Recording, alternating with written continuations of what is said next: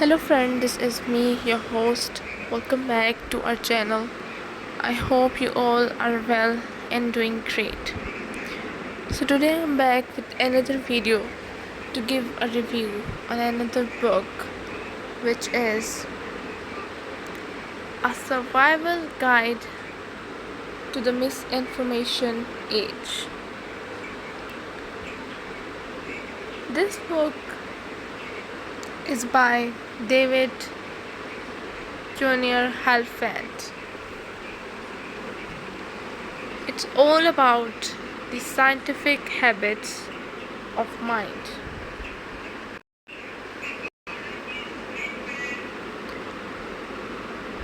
A walk in the park. Would you rather learn about stellar nucleosynthesis or go for a walk in the park? If I were to rank all of the questions I have asked in my 38 years of teaching, from easiest to hardest, this would probably take the top spot.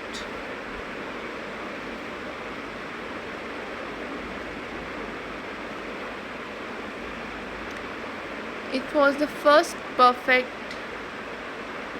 spring day in New York.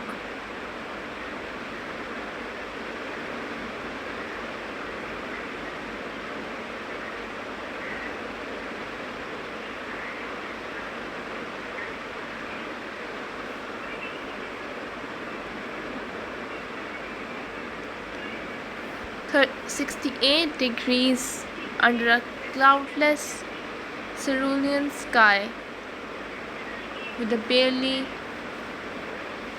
perceptible breeze flitting in off the Hudson River.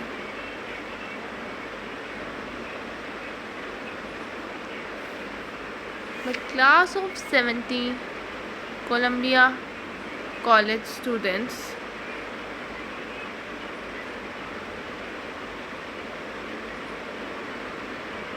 had torn themselves away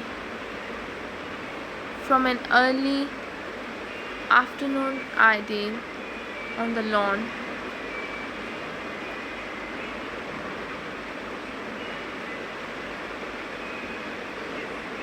and reluctantly slid into the hard wooden seats of my air-conditioned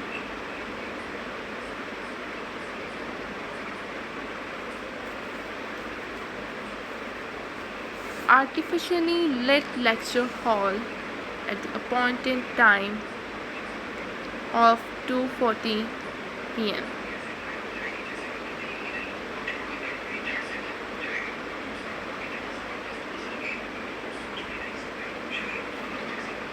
My planned lecture on how the stars cook up the atoms that compose our bonds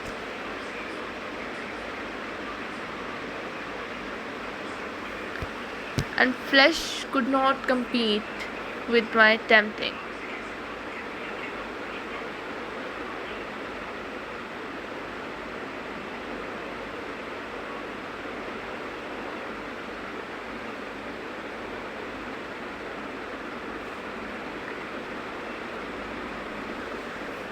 But there was a catch. I told them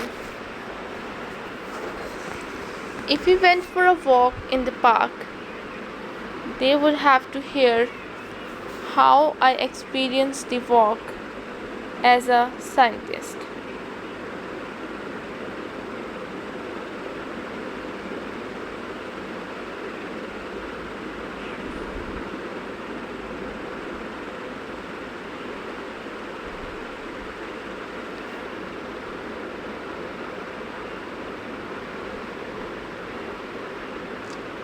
They were undeterred. The vote for walking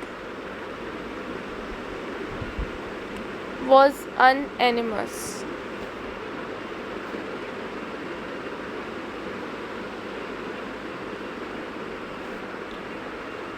I led them down a flight of stairs and out through the loading dock onto the 12th Street.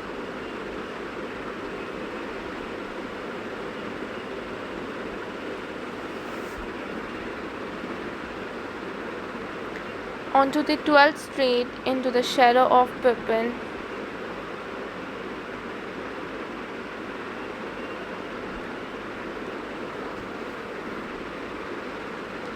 Labs. Why into the shadow? Because we were at 40.7 degrees north latitude and the Manhattan Street grade runs.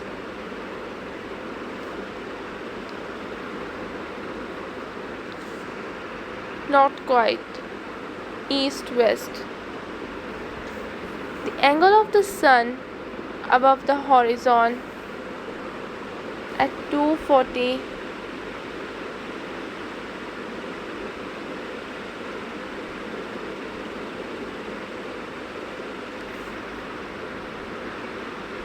p.m.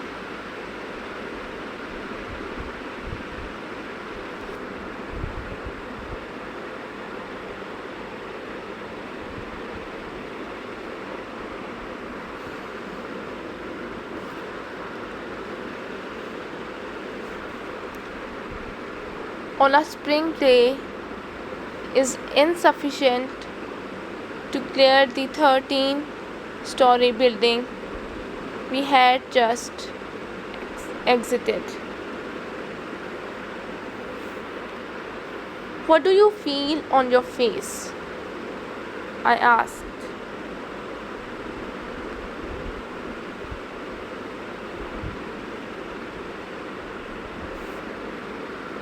After a confused silence, one student said, "It feels nice." "The reason it's nice," I replied, "is because the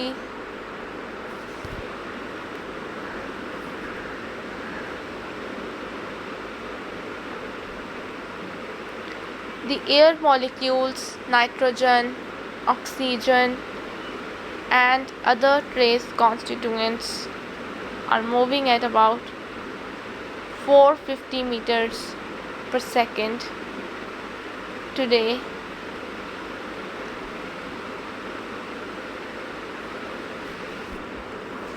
And are colliding with your skin molecules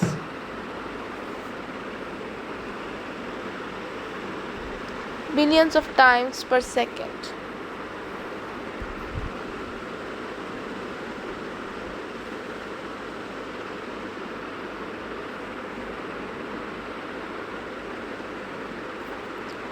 These collisions trigger protein interactions in the temperature sensing nerve cells of your skin, which in turn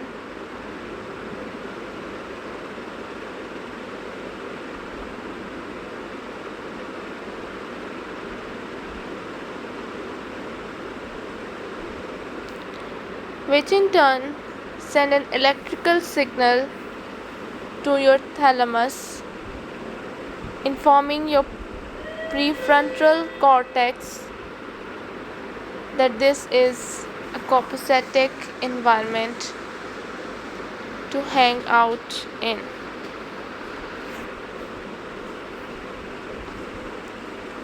That is, it's pleasantly warm out here.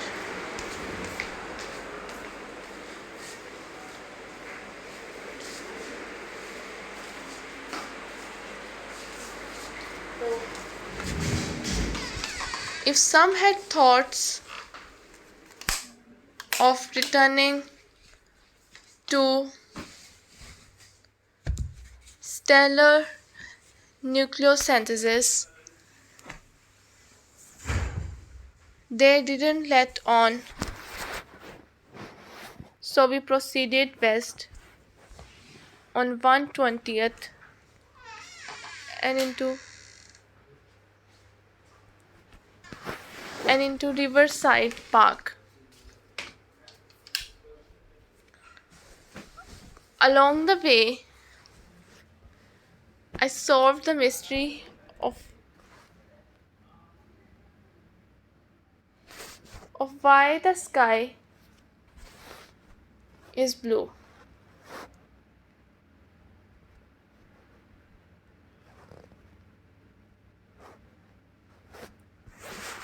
No, it is not a reflection of the color of the ocean.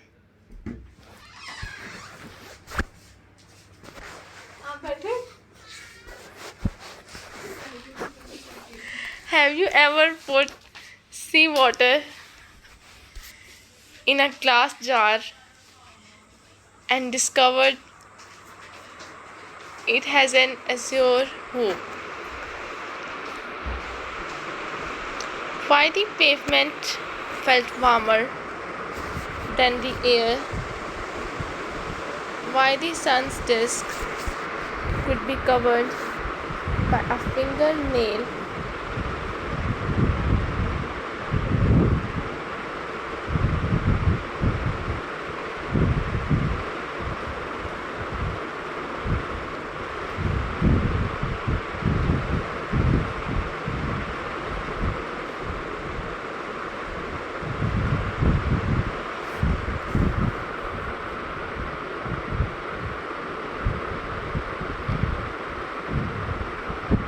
And why the paving stones of the park's sidewalk are hexagonal in shape? As we entered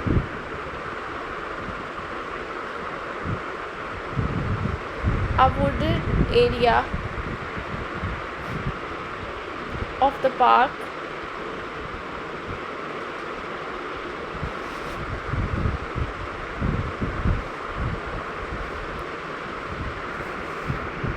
I made an offhand comment that all the daffodils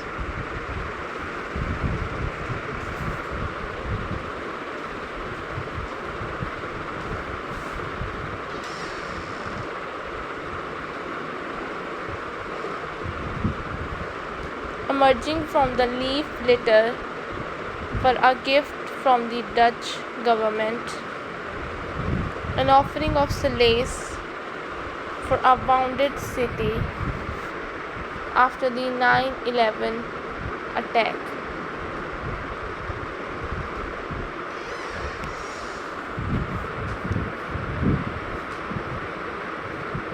Discoveries on the back of an envelope.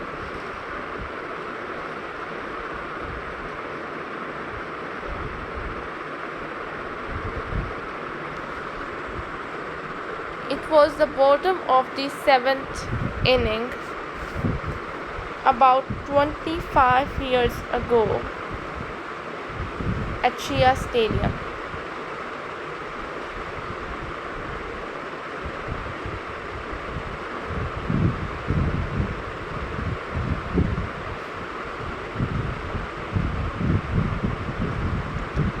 And Dwight Gooden was pitching a masterful game for the New York Mets.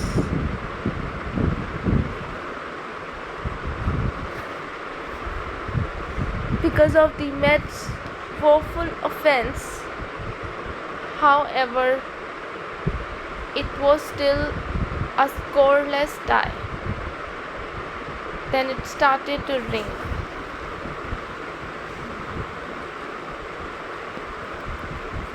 I was at the game with my brother-in-law, Jeffrey, whose interest in baseball I never quite understood.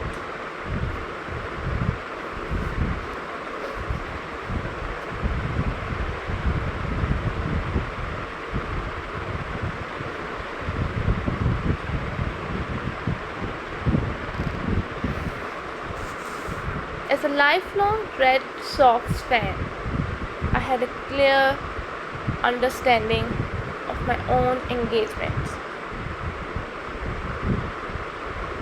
Red Sox fandom always served for me the same purpose as Greek tragedy.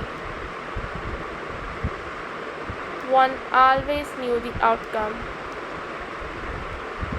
yet one experienced catharsis getting there nonetheless.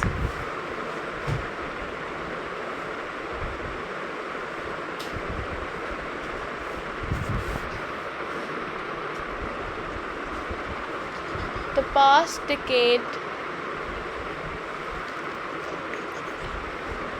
past decade with 3 World Series,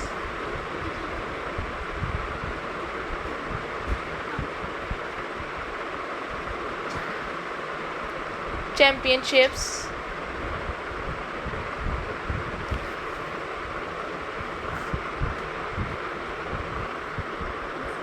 after 86 years with none, has actually detracted somewhat from that experience.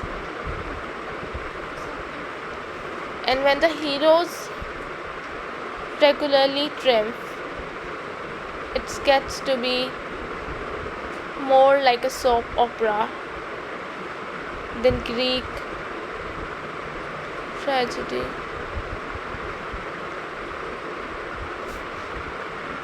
Far less interesting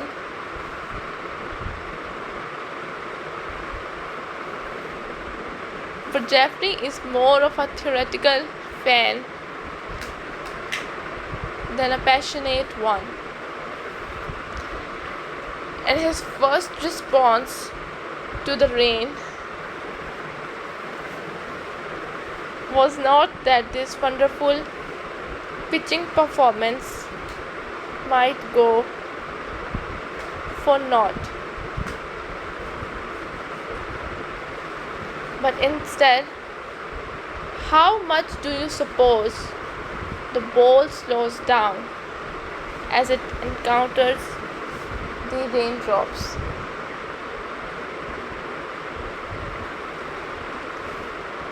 Does it significantly affect his first fastball for the hitters? These may well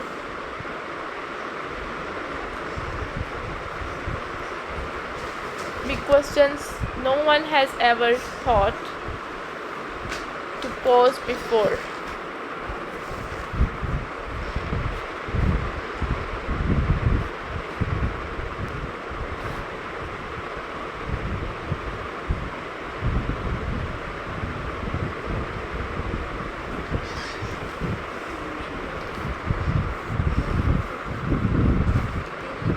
One is likely to find the answers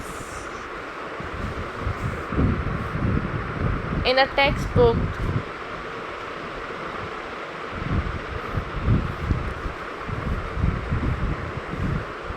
or on the internet. Indeed, an internet search with keywords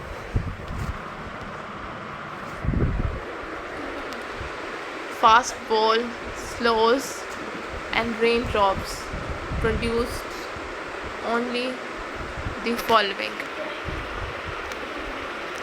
Tanya, just go slow. Think about what you are doing.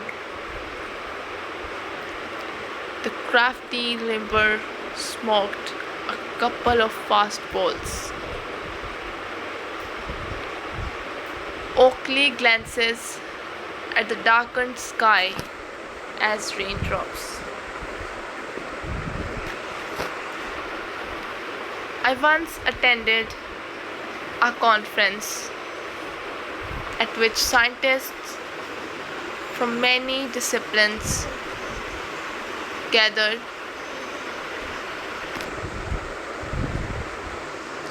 for a weekend of lectures and conversations. After our talk,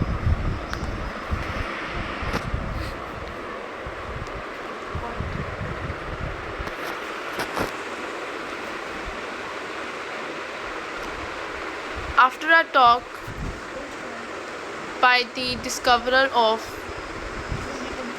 many extrasolar planets, planetary bodies that orbit parent stars other than the Sun. An eminent biologist from a prestigious university asked how many of these systems he thought we had been able to visit and explore with spacecraft. We astronomers are used to dealing with astronomical numbers. When it comes to distances, but apparently other scientists are not.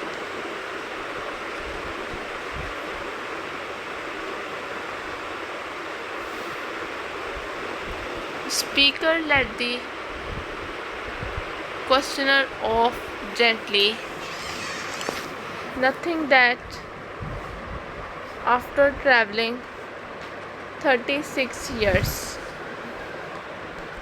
the Voyager 1 spacecraft became the first man-made object to leave the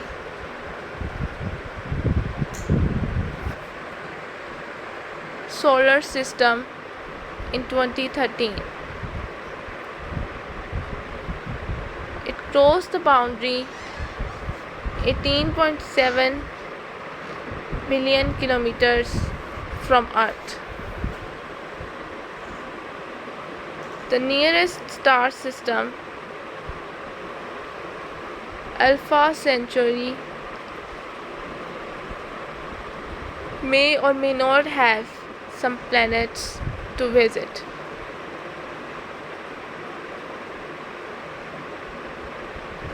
A matter of some controversy at the time of this writing, but it is 4.37 light years away, and 1 light year is 9.5 trillion.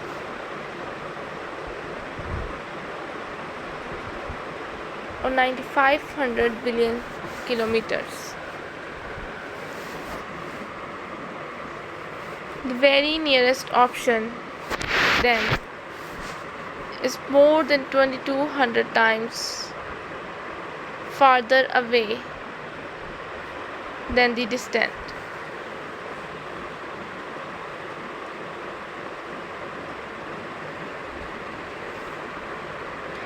Insight in lines and dots. Look at these two plots. All the red quasars are at low Z because they are so extincted. We couldn't see them at higher Z. It's the tip of a red iceberg.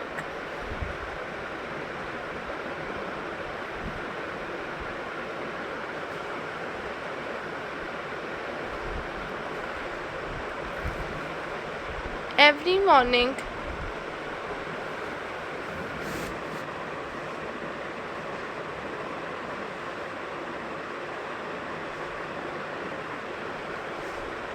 I am confronted with at least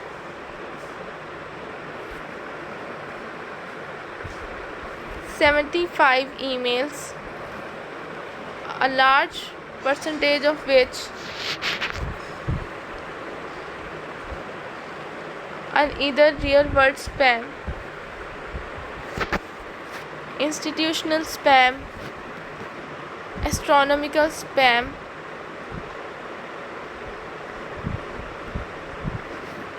or messages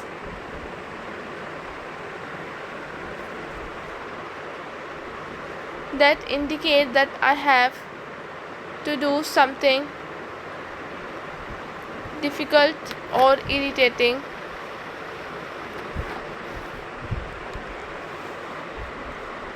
The latter being even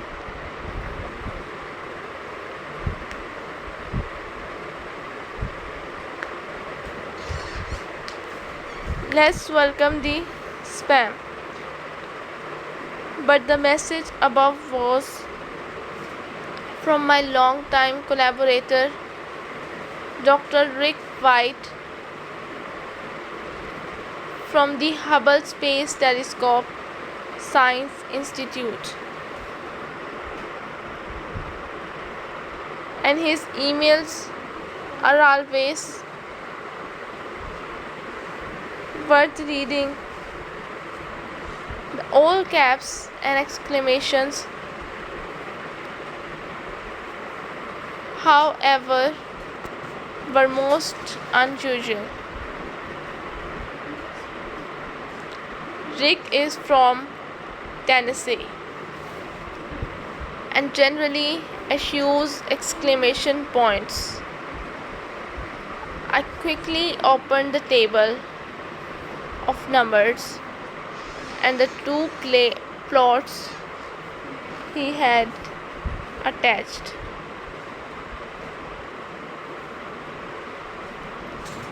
A fundamental drive of all individuals and species is survival.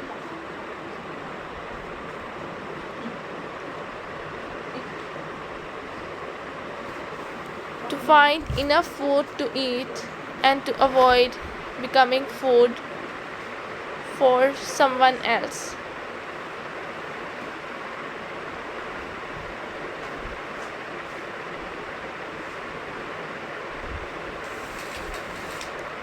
The greater the distance from which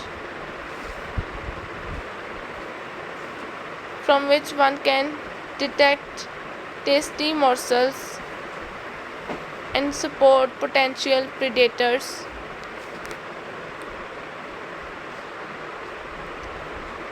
the higher one's probability of survival.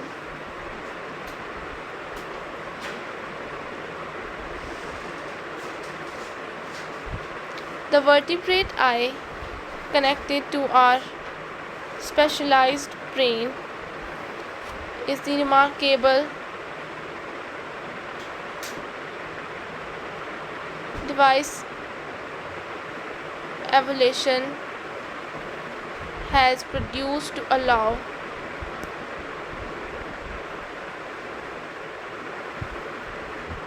long distance observations.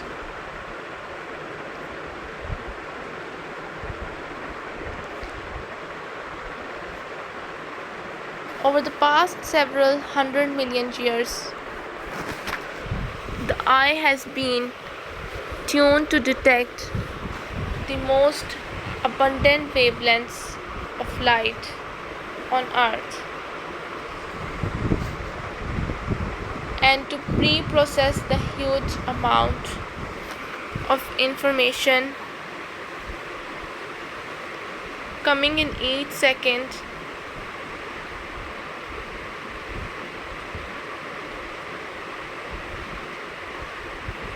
So the brain can keep up with the interpretations. One of the more valuable eye-brain processing systems allows for the rapid recognition of patterns.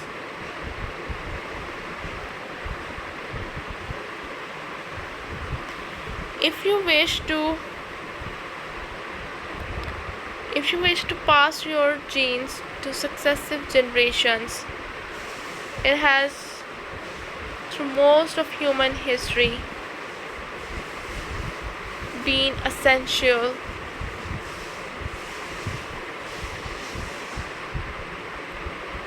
that you spot lions, leopards, tigers, and tarantulas before they spot you.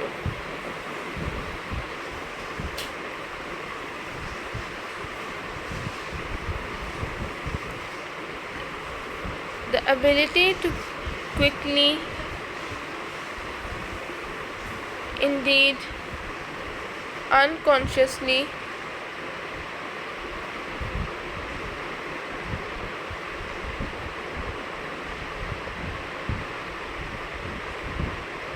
recognize patterns of spots and strips is a valuable survival tool.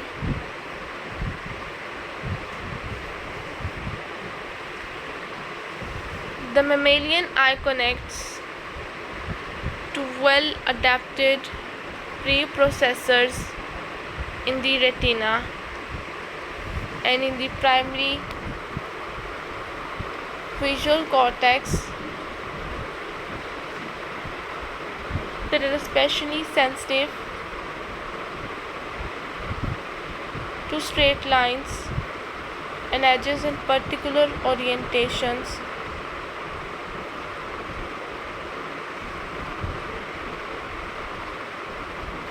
More sophisticated pattern recognition systems operate in other parts of the brain.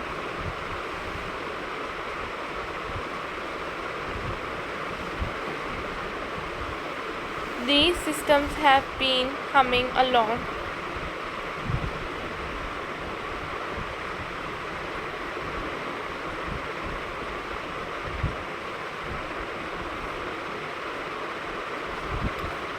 Numbers, on the other hand, have only been part of human culture for 5,000 years.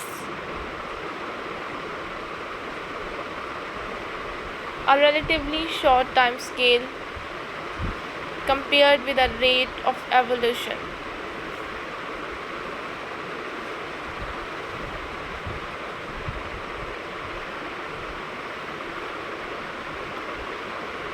It is unsurprising then that, confronted with the data shown in table,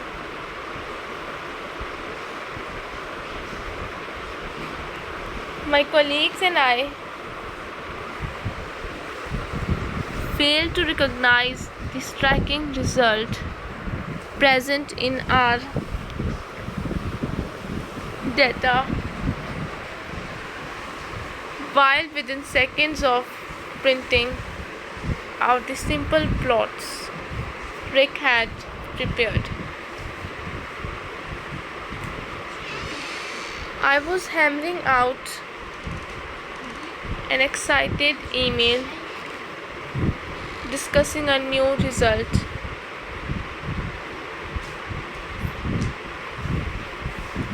This is not to suggest that numbers are not often the most effective way to present and digest some kinds of information.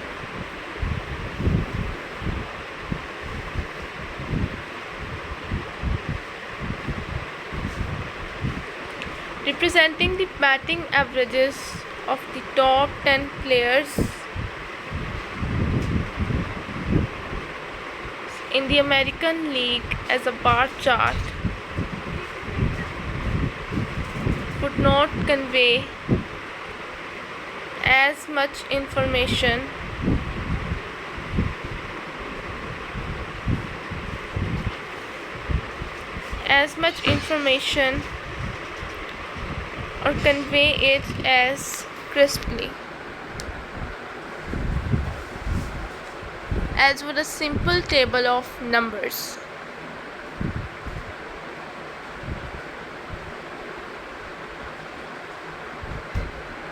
Plotting the proportion of ingredients in my secret recipe for chocolate mousse as a pie chart would likely keep it secret.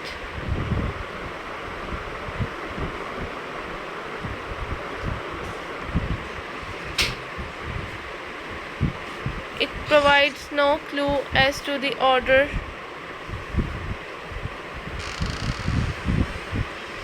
in which the ingredients should be assembled or what intermediate steps must be taken by the mousse maker.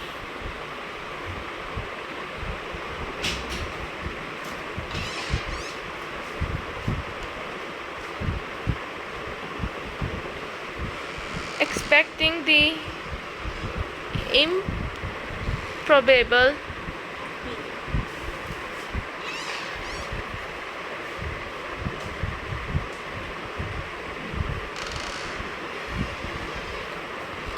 attention passengers, this train is being held in the station due to the police activity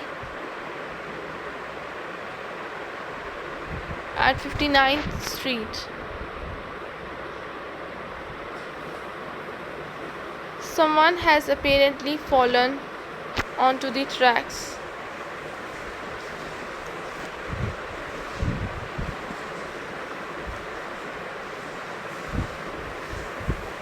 We will be moving as soon as possible.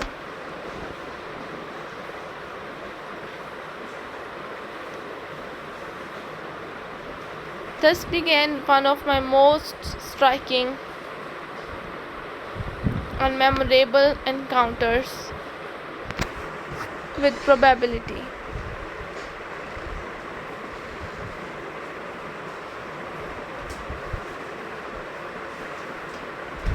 An important object lessons in how abstract mathematical concepts can infiltrate everyday life. I had just been asked to write an article for a science magazine on an astronomical controversy concerning quasars. The Standard Model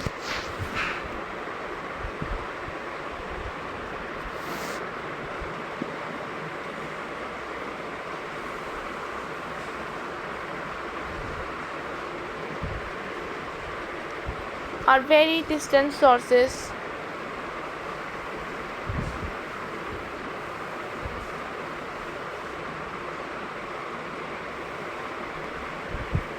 of enormous power driven by the accretion of material onto a massive black hole. This model invokes extreme conditions. A black hole of a billion solar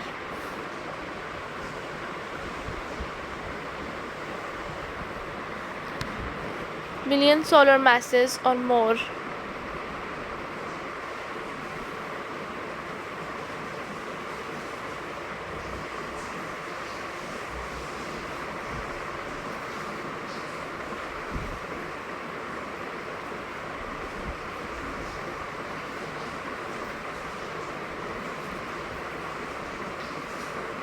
its ingestion of more than 100 billion trillion tons of matter each second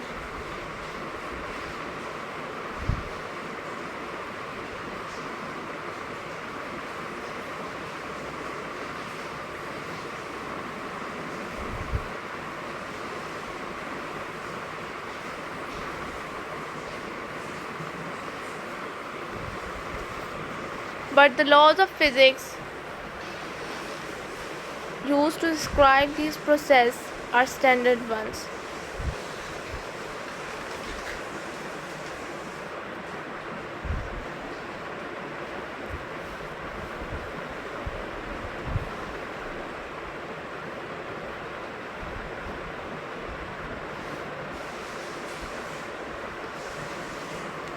But the laws of physics used to describe these processes are standard ones that have been tested in earth-bound laboratories and through other astronomical observations.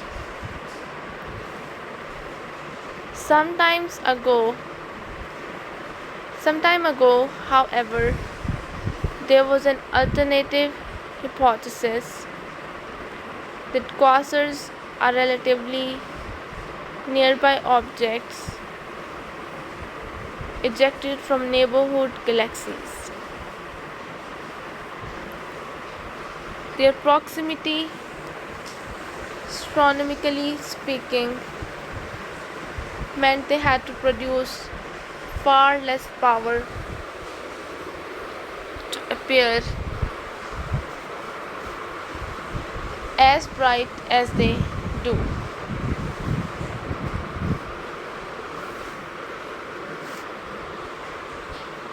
This made their energy requirements much less extreme, but at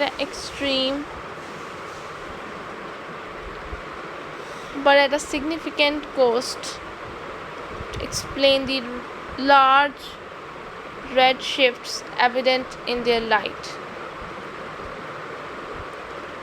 New physics would need to be invoked.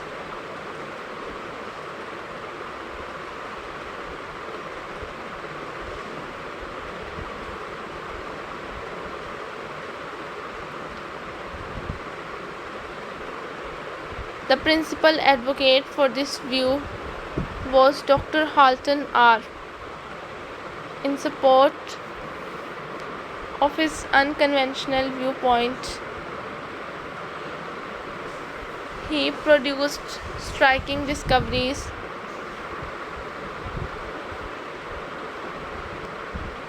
of quasars aligned with nearby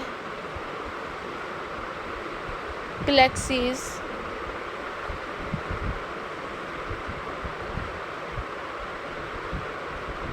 Strongly suggested a physical association between the two.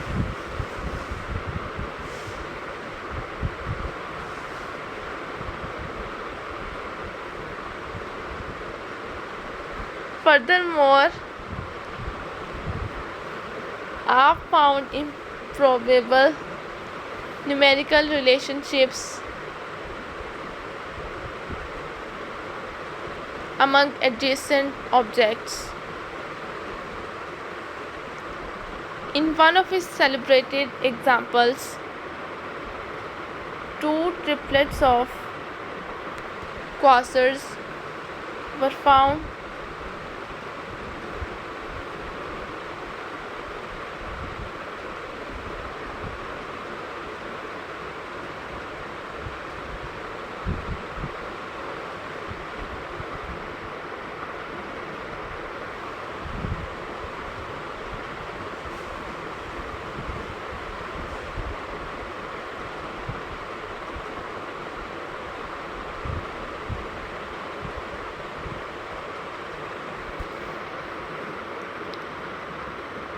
on the sky with separations in the ratio 1:3:4. His claim was that these alignments were too improbable to be viewed as merely random and so must represent some new and unknown physics. I must confess to being quite impressed by this sort of coincidence and was pondering its potential significance for my article's conclusions. As I walked to the subway station near my apartment to await the train to Columbia,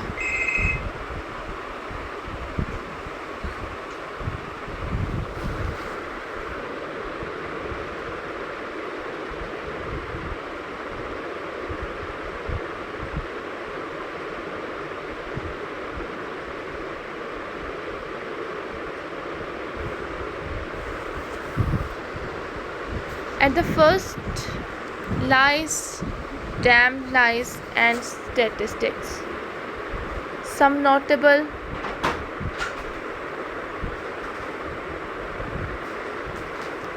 murder cases have been tied to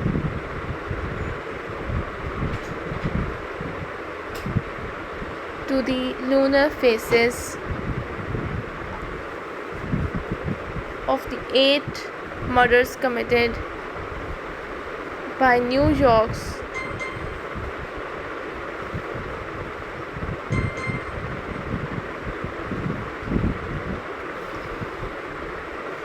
infamous son of Sam, David Berkowitz. 5 were during a full moon.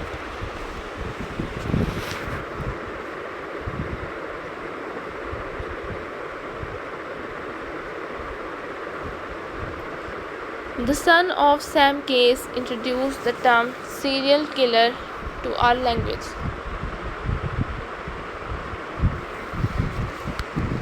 His capture on August 8, 1977 led, among other things, to my move to New York 2 weeks later. Not really.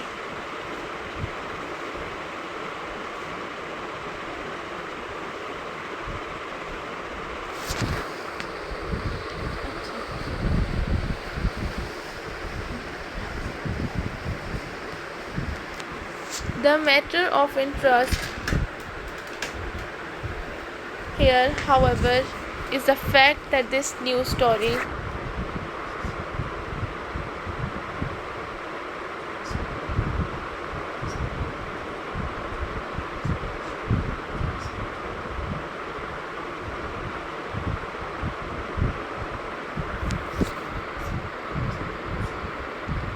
BBC provides powerful supporting evidence for a common piece of folk wisdom. The phases of the moon affect people's behavior. Some years ago, I was having dinner with a college friend in Sydney, Australia, where she now lives. Her 20-something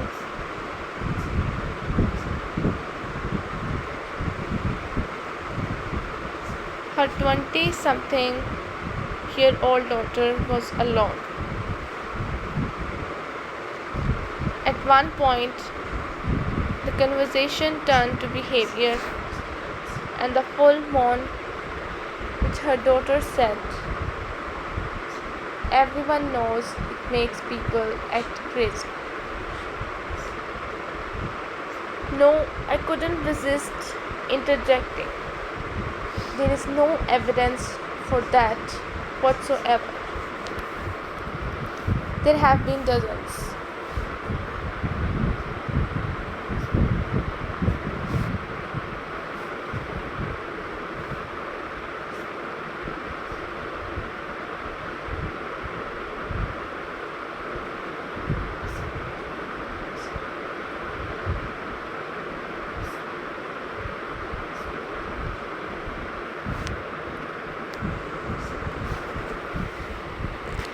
There is no evidence for that whatsoever.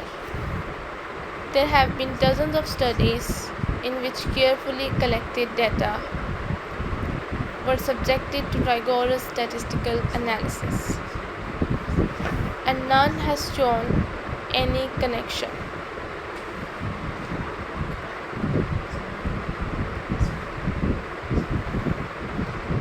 Well, you can prove anything you want with statistics, she said dismissively.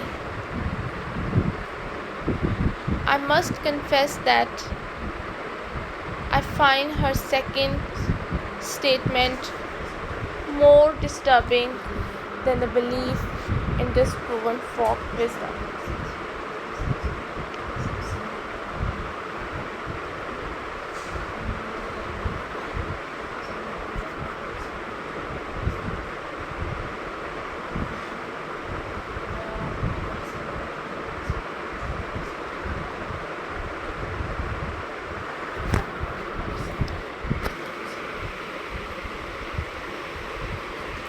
I must confess that I find her second statement more disturbing than the belief in disproven folk wisdom expressed in her first. One cannot prove anything you want. With statistics, if they are applied to reliable data in a logical and mathematically correct fashion.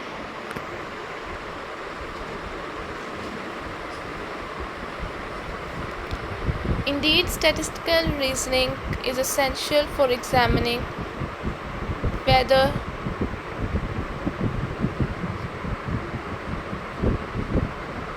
data provides significant and meaningful evidence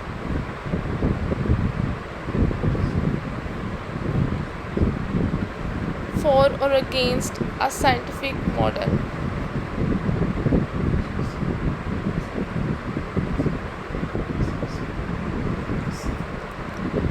Although often a precise discipline that strives for accuracy,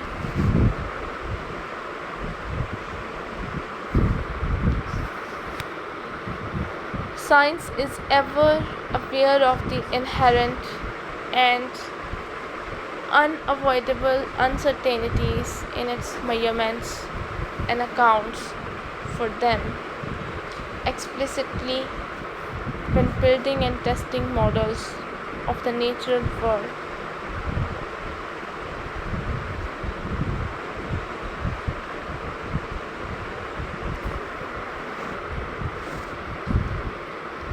When building and testing models of the natural world through the enlightened application of statistics.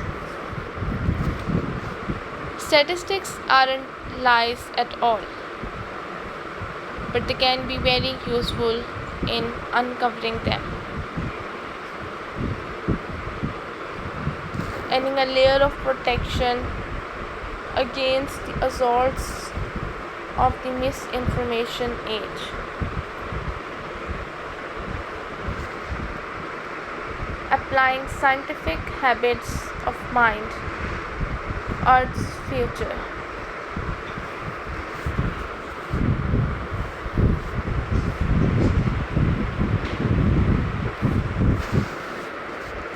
In an interview with the New York Times discussing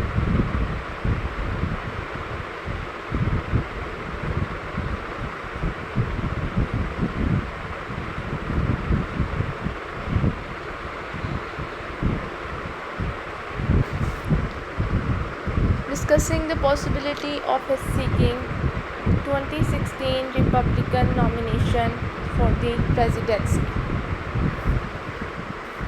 Florida's junior Senator Mark Rubio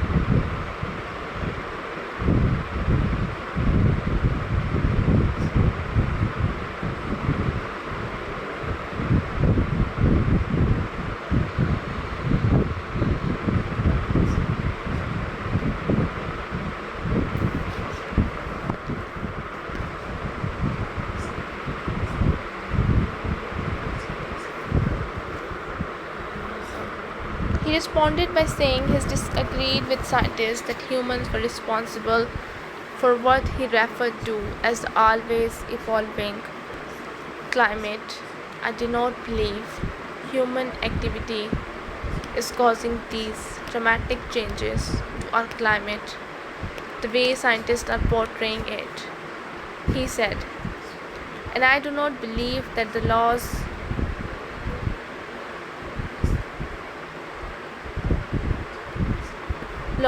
and that they propose will do anything about it except destroy our economy.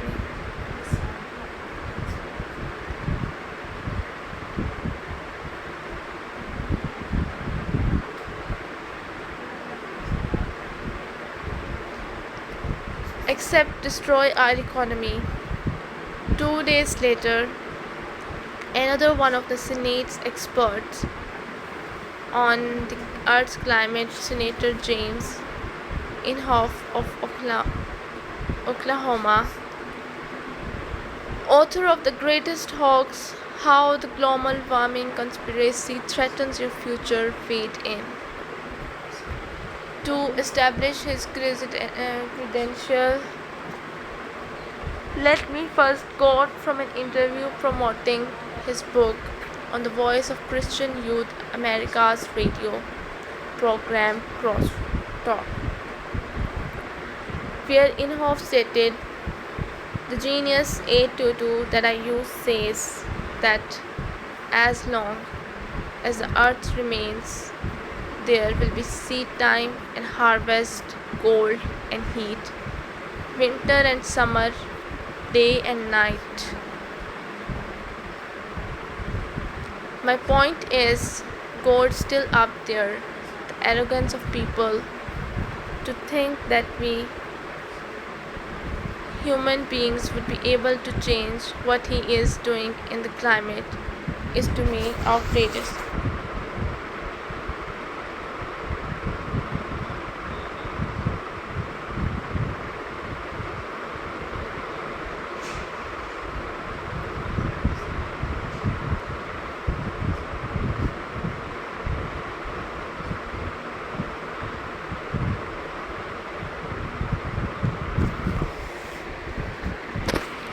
So this is all we have from this book. I hope you guys liked it. So I'll be back with another video. Till then, just take care and goodbye.